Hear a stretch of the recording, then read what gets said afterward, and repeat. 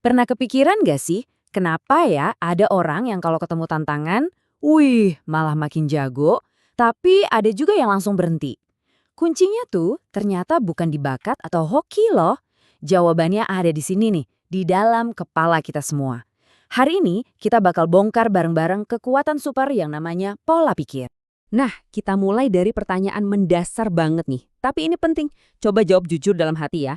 Kita ini terlahir pintar atau jadi pintar karena belajar? Simpel kan pertanyaannya? Tapi percaya deh jawaban Anda barusan itu bisa jadi penentu kesuksesan atau kegagalan Anda selama ini loh. Oke, lihat deh piramida ini. Ini keren banget. Kita kan seringnya sibuk banget ngejar yang di atas-atas tuh. Skill set alias keahlian baru sama tool set, aplikasi-aplikasi canggih. Tapi kita sering lupa sama dasarnya, pondasinya. Nah itu dia, pola pikir. Kalau pondasinya gak kuat, mau bangun gedung setinggi apapun, ya bakal ambruk juga. Jadi cara kita berpikir itu jauh lebih penting daripada apa yang kita tahu. Oke, jadi kalau pola pikir itu pondasi, emangnya ada berapa jenis sih? Nah, disinilah kita kenalan sama penelitian super keren dari seorang profesor di Stanford namanya Carol Dweck. Beliau ini nemuin sesuatu yang revolusioner banget. Ternyata, pada dasarnya, kita semua ini hidup pakai salah satu dari dua pola pikir utama. Di kubu pertama, ada yang namanya pola pikir tetap atau fixed mindset. Ini keyakinan kalau kemampuan kita tuh ya udah dari samanya, nggak bisa diubah. Gue jago matematika atau gue emang nggak bakat seni. Titik, nggak ada tawar-menawar. Nah, di kubu seberangnya, ada pola pikir bertumbuh atau growth mindset. Ini percaya kalau kemampuan kita tuh kayak otot. Makin dilatih, makin kuat. Bakat itu cuma titik awal, bukan penentu segalanya. Dan ini bukan cuma teori loh, bedanya tuh kelihatan banget di kehidupan sehari-hari. Coba kita lihat tabel ini. Kalau ada tantangan, si pola pikir tetap bakal menghindar. Takut kelihatan bodoh. Tapi si pola pikir bertumbuh, wah malah disamperin, dianggap kesempatan buat belajar. Terus kalau ada rintangan, yang satu gampang banget nyerah, yang satu lagi pantang mundur. Dan ini yang paling menarik, soal usaha. Buat pola pikir tetap, usaha itu buat orang yang nggak pinter. Kalau gue pinter, ngapain usaha, katanya. Tapi buat pola pikir bertumbuh, usaha itu ya satu-satunya jalan buat jadi jago. Jauh banget kan bedanya? Nah, sekarang coba kita nguping suara-suara di dalam kepala kita. Suara si pola pikir tetap ini kayak kritikus super pedas. Dia bakal bilang, gagal, tuh kan emang lu nggak mampu. Atau, salah lagi, ini bukti lu emang lemah. Ngeselin kan? Beda banget sama suara si pola pikir bertumbuh.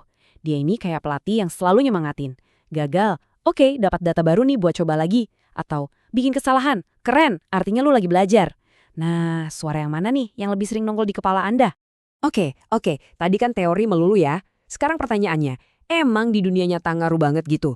Jawabannya, oh jelas banget, ngaruhnya masif. Sekarang siap-siap ya, ini ada data yang jujur aja lumayan bikin shock. Ada studi global namanya PISA di tahun 2018, mereka lihat hubungan antara pola pikir siswa sama prestasi. Hasilnya buat Indonesia agak miris nih. Ternyata 2 dari 3 siswa di Indonesia itu punya tanda-tanda pola pikir tetap. Saya ulang ya, 2 dari 3. Gara-gara ini, kita ada di peringkat 77 dari 79 negara yang disurvei.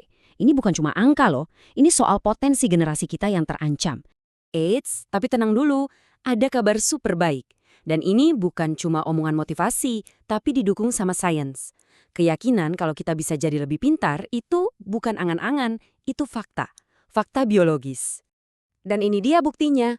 Otak kita tuh ternyata bukan kayak batu yang keras, tapi lebih mirip tanah liat yang bisa dibentuk. Istilah kerennya, neuroplastisitas. Jadi setiap kali kita maksain diri belajar hal baru yang susah, sel-sel otak kita, si neuron ini, bakal bikin koneksi-koneksi baru. Bayangin aja kayak bikin jalan setapak di hutan. Awalnya susah, tapi makin sering dilewatin, lama-lama jadi jalan tol. Secara fisik loh, Anda itu lagi ngebentuk ulang otak Anda jadi lebih cerdas. Nah, ini dia bagian yang paling mind-blowing. Para ilmuwan nemuin kalau otak kita tuh paling aktif dan paling banyak belajar bukan pas kita berhasil, tapi justru pas kita bikin kesalahan. Yep, Anda nggak salah dengar. Buat orang yang punya pola pikir bertumbuh, pas mereka sadar, oh ternyata gue salah, itu otaknya langsung nyala, kayak lagi pesta kembang api, bikin koneksi-koneksi baru. Jadi yuk berhenti takut salah. Anggap aja kesalahan itu vitamin buat otak. Oke, jadi kita udah setuju ya, growth mindset itu penting banget dan beneran ada dasarnya secara ilmiah. Pertanyaan berikutnya, gimana caranya? Gimana cara kita ngelatihnya? Nah, kabar baiknya, ini tuh keterampilan. Artinya, bisa dilatih. Yuk kita lihat toolkitnya. Profesor Dweck ngasih kita resep praktis. Ada 4 langkah. 1. Kenali dulu suara si fixed mindset di kepala pas dia muncul. 2. Sadari kalau Anda punya pilihan. Anda nggak harus nurut sama suara itu. 3. Lawan. Balas omongannya pakai suara growth mindset. Dan yang keempat, ini yang paling penting.